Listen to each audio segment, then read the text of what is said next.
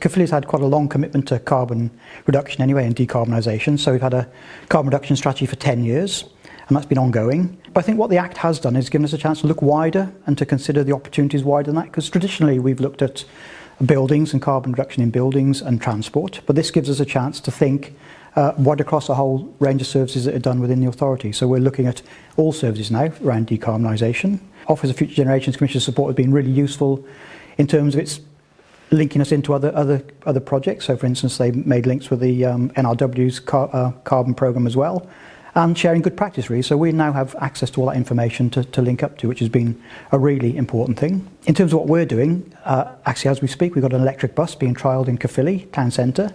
Caerphilly Town Centre has got some air quality issues, so that bus is now there, and hopefully that will be part of our work in that area. We're doing some work around electric vehicles, so we just approved an electric vehicle strategy.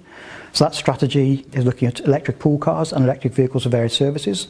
So next week we've got some trial vehicles coming in. We've got a couple of little vans that services can use, and we've got a couple of little Peugeots which can be trialled by our staff as well to drive around, and hopefully that will just start to make that change. So the Public Service Board have approved an area around assets. That's one of the areas they're looking at. So with that assets, that includes things like electric vehicles, and the learning we have will be shared with the other public service bodies, obviously. So if the health board or the police want to get involved in that, it'd be great. We can join that up. And all these things contribute to us changing the way we work and the culture.